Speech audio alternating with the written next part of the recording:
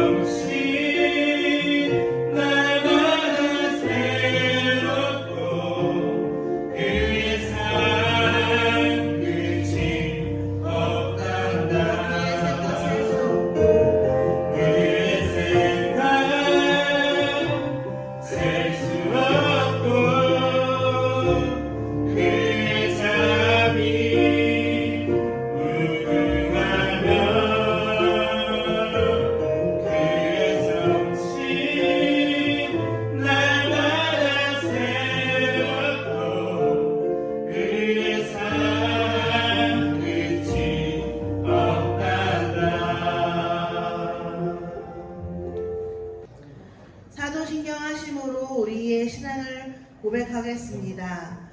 나는 전능하신 아버지 하나님 천지의 창조주를 믿습니다. 나는 그의 유일하신 아들 우리 주 예수 그리스도를 믿습니다.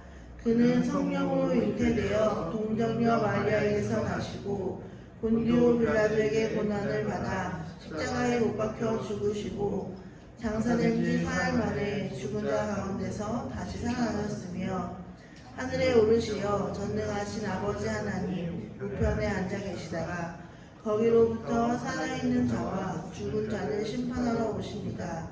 나는 성령을 믿으며 거룩한 공교회와 성도의 교제와 죄를 용서받는 것과 몸의 부활과 영생을 믿습니다. 아멘.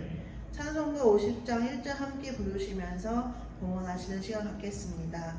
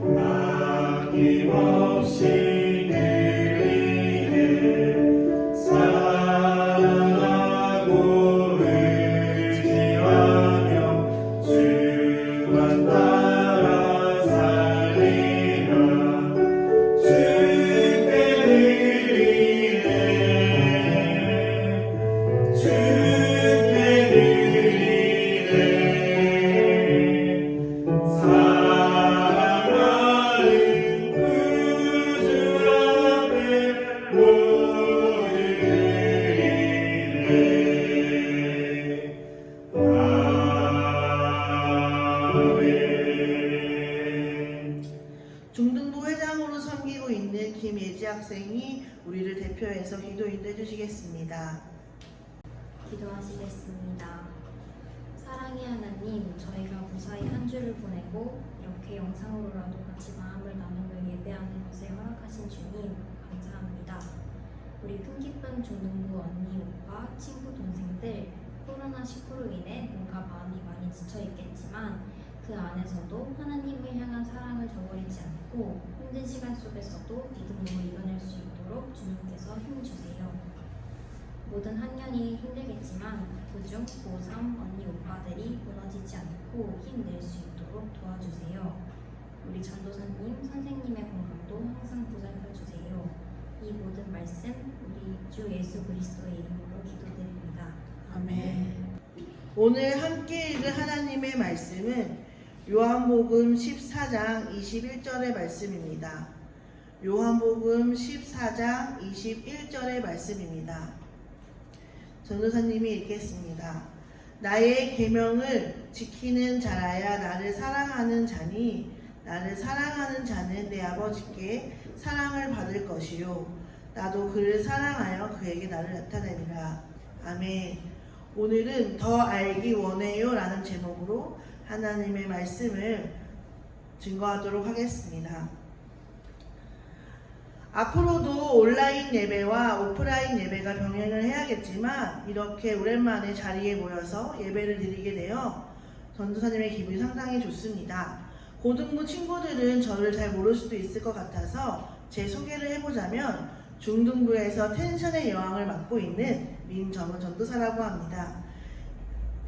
이러한 기회로 중고등부가 함께 연합으로 예배를 드리게 되고 고등부 친구들에게도 하나님의 말씀을 증거할 수 있는 기회가 주어져서 영광이라고 생각하고 있습니다.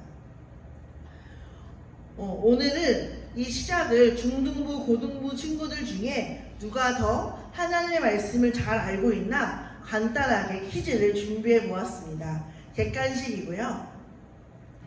예수님께서 우리를 사용하시라고 할 때 우리의 어떤 점을 보고 사용하실까요? 라는 질문입니다. 자, 1번 우리가 성경을 많이 읽는 모습을 보고 2번 우리가 매일매일 기도하는 모습을 보고 3번 우리가 금식 기도하는 모습을 보고 4번 우리가 찬양팀을 열심히 하는 모습을 보고 마지막 5번 우리가 예수님을 사랑하는 모습을 보고 몇 번일까요? 5번이요. 네, 정답은 바로 5번입니다. 지난주에 중등부 친구들과도 이런 말씀을 나눈 적이 있었는데요. 예수님께서는 우리가 모두 예수님 앞으로 나아오길 바라시지만 우리의 어떤 자격도 보지 않으십니다. 키가 160cm가 되지 않아도 수학 점수가 90점이 넘지 않아도 우리가 말씀을 잘 모르고 기도를 하는 것이 서툴러도 이러한 것들이 중요한 것이 아니라 내가 예수님을 정말 진실되게 사랑하는가, 나는 하나님을 사랑하고 있는가가 중요한 문제라는 것입니다. 예수님은 우리의 겉모습이 아니라 우리의 중심, 마음을 보시는 분이시기 때문에 겉으로 아무리 많은 봉사를 하고 하나님을 잘 믿는 척을 하더라도 내 중심에서 하나님과 예수님을 얼마나 진실되게 사랑하는지를 다 알고 계시는 분이십니다. 그런데 사랑이라는 것은 우리 눈에 보이지 않잖아요. 우리가 예수님을 사랑하는지 사랑하지 않는지 증명할 수 있는 기준이 있을까요? 네, 있습니다. 오늘 우리가 함께 읽었던 요한복음 말씀에서는 나의 계명을 지키는 자라야 나를 사랑하는 자니라고 분명하게 말씀하고 계십니다. 요한복음뿐만 아니라 야고보서에 보면 아주 무서운 말씀이 나와 있는 것을 알 수 있는데요. 야고보서 2장 17절에 보면 이와 같이 행함이 없는 믿음은 그 자체가 죽은 것이라 라고 말씀하고 계십니다. 여기서 행함은 말씀의 순종함이라고 해석하면 조금 쉬울 것 같습니다. 두 사람이 있는데 어떤 사람은 믿음이 있지만 행함, 순종함이 없는 사람이 있고 한 사람은 행함과 순종함이 있는 사람이 있습니다. 믿음이 있다고 할지라도 행함이 없는 사람이 자신의 믿음을 어떻게 증명할 수 있을까요? 19절에 더 무서운 말씀이 나옵니다. 너가 하나님은 한 분이신 줄을 믿느냐? 잘하는도다. 귀신들도 믿고 떠느니라. 귀신들마저도 하나님이 있다는 것을 알고 하나님을 보며 경외할 줄도 압니다. 예수님이 우리를 위해 십자가 지신 것도 알고 이 구원의 길을 다 알고 있습니다. 그런데 하물며 예수 그리스도의 제자된 우리가, 그분의 자녀로 택함을 받은 우리가 예수님을 사랑하지도 않고 계명을 가지고 지키려고 하지 않는다면 어떻게 될까요? 성경에서는 헛하나 사람아 라고 말을 하고 있습니다. 여기에 헛하나다에 쓰인 영어 단어는 마음이 텅 비었다라는 의미를 가지고 있습니다. 교회를 다니고 있고 입술로는 주여 주여라고 말을 하고 있지만 계명을 가지고 지키는 자가 아니라면 속이 텅텅 비어있는 존재라는 것입니다. 우리의 심령 속에는 예수의 생명으로 가득 차 있어야 하며 예수님께서 주시는 생수의 강, 오직 성령으로 흘러넘쳐 성령님께서 인도해 주시는 삶을 살아야 하는데, 허탄한 데 빠져서 그 심령이 텅텅 비어 있으니 그 인생이 풍성한 열매를 어떻게 맺을 수 있겠습니까? 날마다 세상 문제에 빠지고 세상의 염려에 빠지고 하나님의 은혜에 대해서는 알지도 못하고 예배를 드리면서 하나님의 은혜를 맛보아 알아야 하는데 그 마음이 텅텅 비어 있으니 공허할 뿐만 아니라 성전 뜰만 밟고 돌아가면서 허망한 삶을 살아가게 되는 것이죠. 예수를 믿는 삶을 산다는 것, 예수를 사랑하는 삶을 산다는 것은 말씀하신 말씀, 성경의 말씀을 늘 묵상하며 말씀과 내 삶을 비춰보아 죄된 습성은 제하여 버리고 순종하며 사는 삶을 의미합니다. 그 삶이 바로 우리 큰 기쁨 교회에서 올 한 해 동안 외치고 또 외치는 말씀의 길로 가는 삶을 의미하는 것입니다. 우리는 생각하기를 하나님의 말씀에 순종하는 삶은 귀찮고 왠지 하기 어려운 미션들을 수행하는 것으로 생각하기 쉬운데요. 그것은 오해입니다. 아브라함에게는 이삭이라는 아들이 있었습니다. 이삭은 아브라함이 100세에 얻은 귀한 자식이었습니다. 하루는 하나님께서 아브라함에게 아들 이삭을 제물로 바치라고 합니다. 아니, 이거 얼마나 황당한 말씀입니까? 하나님의 말씀이라면 사랑하는 아들, 100세에 어렵게 낳은 아들을 내 손으로 죽이고 하나님께 제물을 드려야 합니까?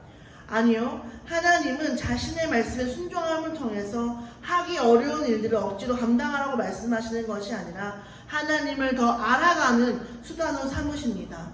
오늘 읽은 말씀에 나를 사랑하는 자는 내 아버지께 누구? 하나님께 사랑을 받을 것이요. 나도 그를 말씀을 지키는 자를 사랑하여 그에게 나를 나타내리라 라고 말씀하셨습니다.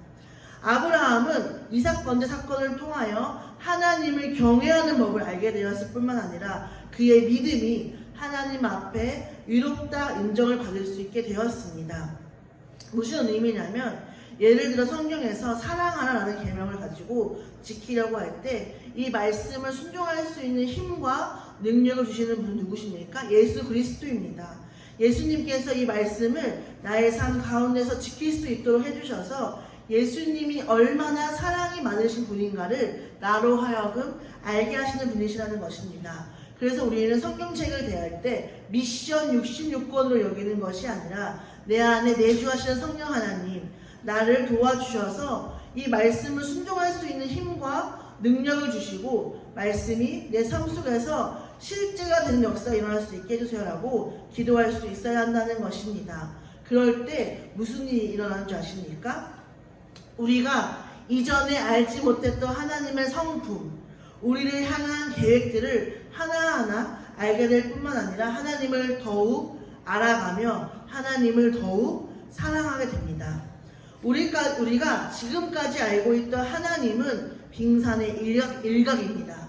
하나님이 100이라면 우리는 겨우 1을 알고 있으면서 하나님에 대해서 다 알고 있는 것 마냥 교만하게 굴었음을 회개해야 합니다. 그리고 십자가 앞에서 하나님, 내가 당신을 더 알아가기 원합니다. 예수님, 내가 당신을 더욱 사랑하기 원합니다 라고 기도할 때 하나님께서 당신을 더 우리 삶 속에서 보여주실 것입니다. 오늘 예배를 시작할 때 불렀던 찬양은 제가 되게 좋아하는 찬양인데요. 하나님은 너를 만드신 분이라는 찬양입니다. 후렴을 보면 이런 가사가 나옵니다. 그의 생각 셀 수 없고 그의 자비 무궁하며 그의 성실 날마다 새롭고 그의 사랑 끝이 없단다. 우리를 창조하시고 하나님의 자녀로 택하신 하나님의 우리를 향한 생각은 셀 수 없다고 합니다. 그의 자비하심은 무궁하다고 합니다. 날마다 구원을 이루시는 하나님의 성실하심은 날마다 새로울 뿐만 아니라 인간의 사랑은 끝이 존재하지만 하나님의 사랑은 끝이 없다고 말씀하고 계십니다. 하나님, 셀 수 없고 무궁한 날마다 새로운 하나님을 우리가 더 알기 원한다는 기도의 제목이 우리 큰기쁨교회 중고등부의 제목이 되었으면 좋겠습니다. 그 누구보다 예수 그리스도를 사랑하는 예수님의 제자가 되어서 말씀을 사모하는 열심으로 말씀을 지키고 순종하는 중고등부가 되었으면 좋겠습니다. 세상 사람들이 알아주지 않고 오히려 답답하다고 하여도 하나님의 말씀을 지키고 말씀대로 살아가는 것을 인생의 가장 큰 가치로 여기고 그 일을 사랑하는 우리 친구들이 되기를 간절히 기도합니다. 또한 우리 친구들이 하나님의 사랑하는 마음을 키워갈 때 하나님께서 더 그분의 놀라우심을 우리 친구들로 하여금 알게 하시기를 기도합니다. 제가 기도하겠습니다.